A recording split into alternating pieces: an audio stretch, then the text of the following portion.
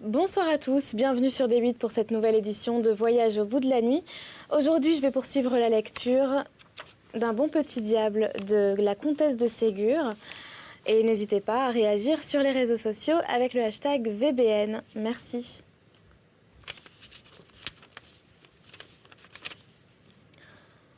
Cette première soirée n'offrit pourtant aucun épisode extraordinaire. Charles n'avait pas de devoir à faire. Il s'assit sur l'extrémité d'un banc et s'y endormit.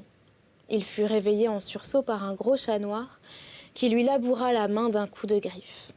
Charles riposta par un coup de poing qui fit dégringoler par terre ce nouvel ennemi du repos et de la douceur de Charles. Le chat se réfugia en miaulant sous le banc du surveillant.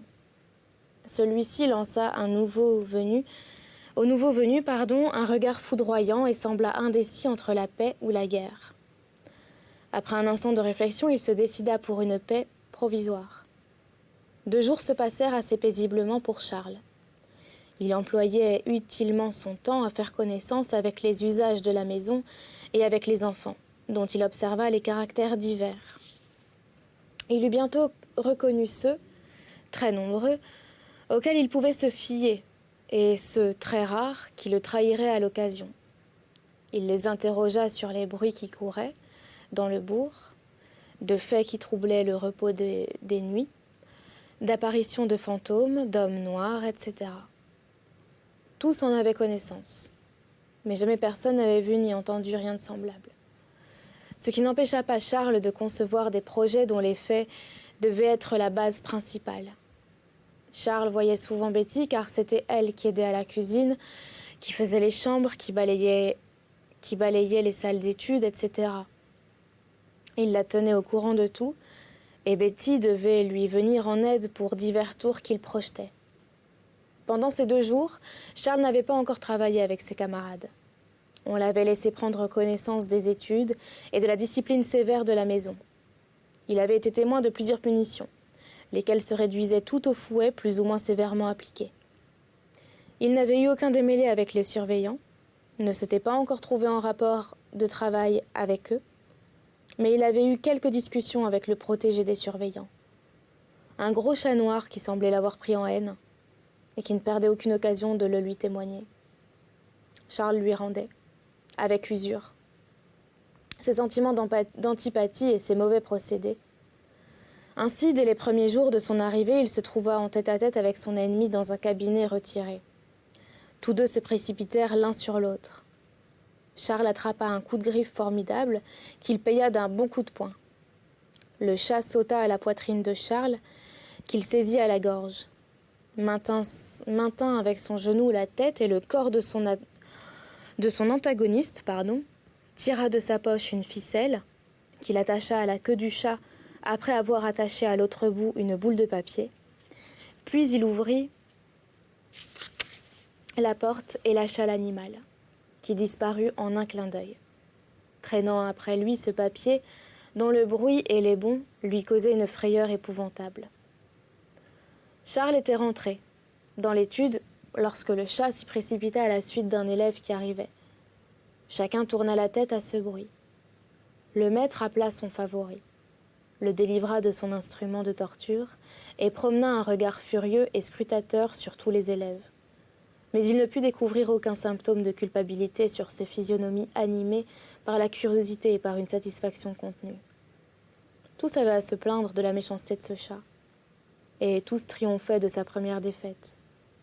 Le maître interrogea les élèves et n'obtint que des réponses insignifiantes. Charles parut innocent, comme les autres. Son premier mot fut « pauvre bête », comme c'est méchant. L'affaire resta donc à l'état de mystère et le coupable demeura impuni.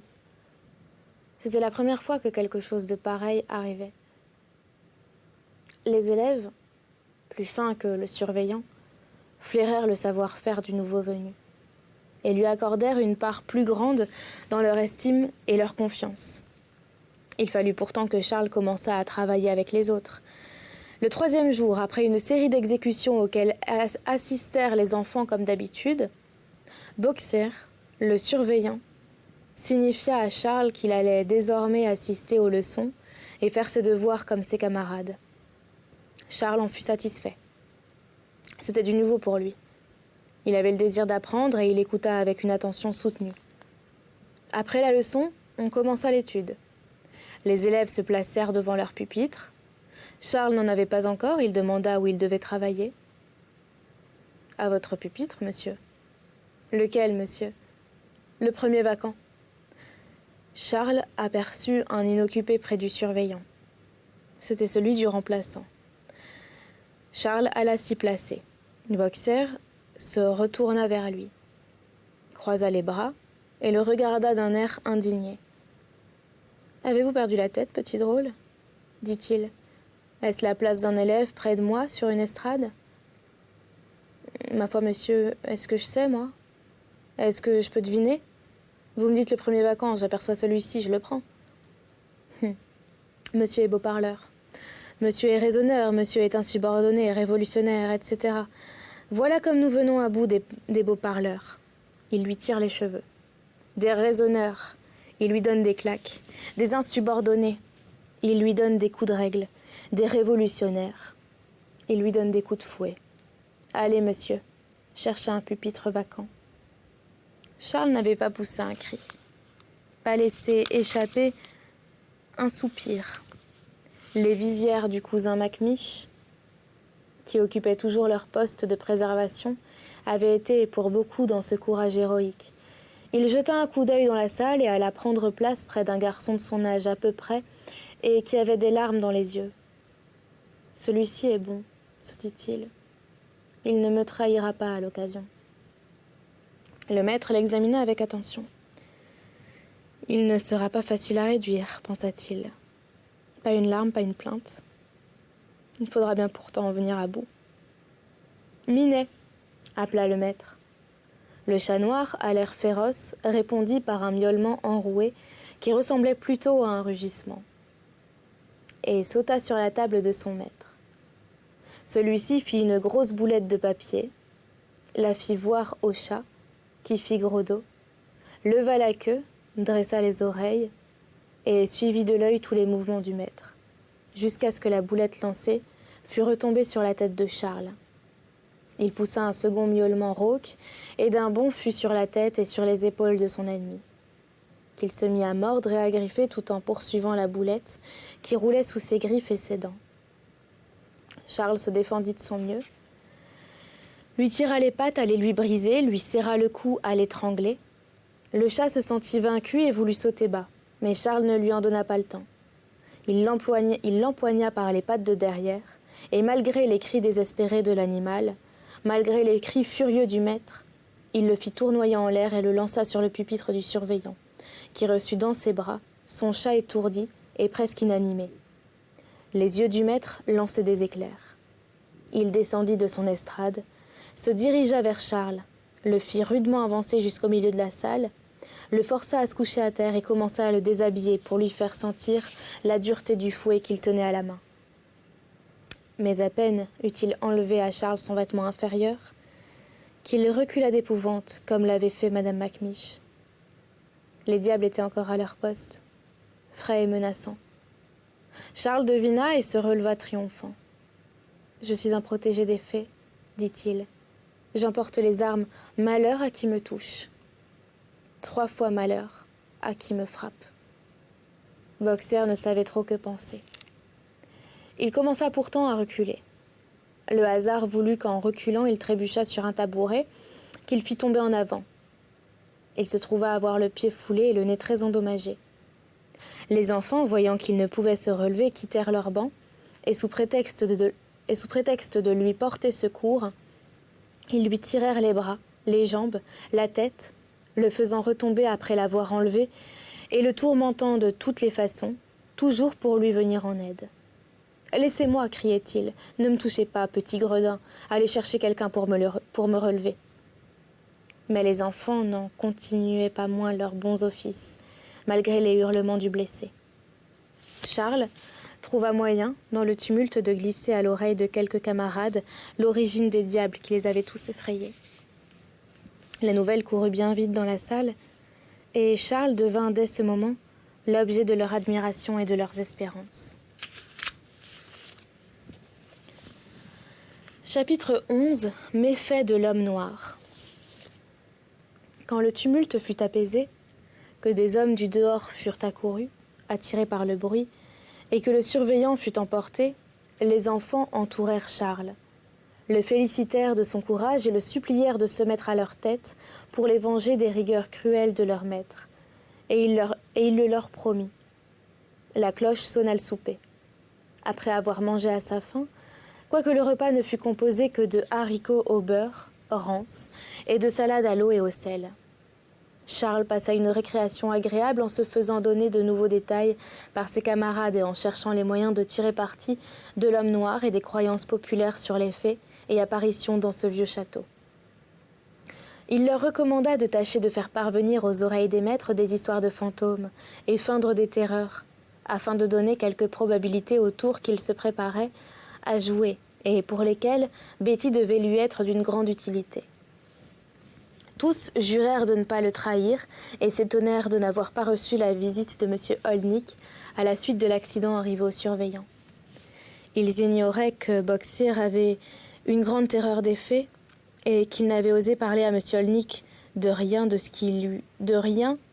qui eut rapport à son accident. Ils restèrent inquiets jusqu'à la fin de la journée. Mais personne ne les avait interrogés ni grondés. Le sonneur sourd n'avait pas paru.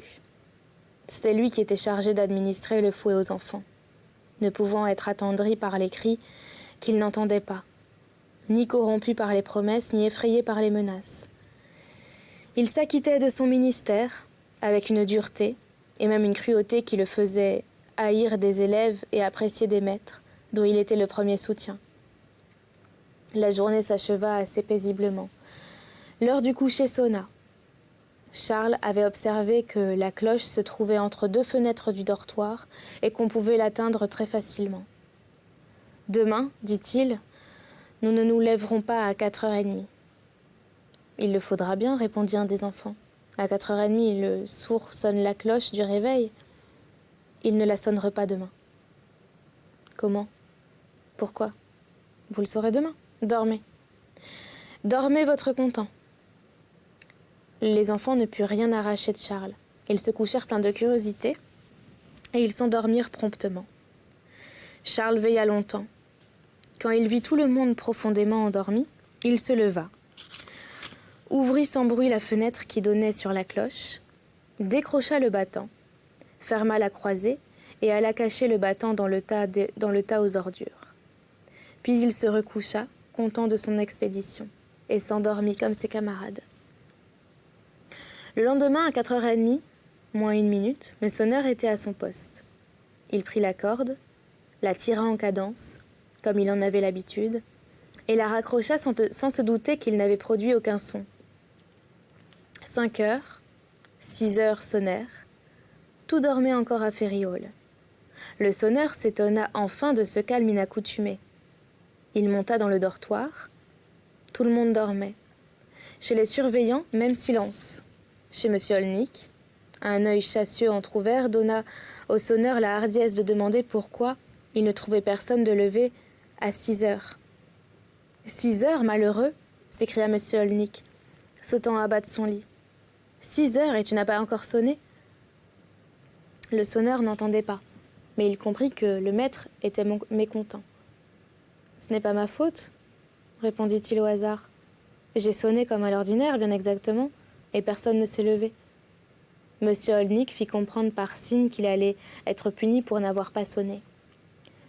Le sonneur eut beau protester de son innocence et de son exactitude, M. Holnick lui fit comprendre qu'il aurait à payer une amende de 2 francs, somme considérable pour le sonneur, qui ne gagnait que 60 francs par an.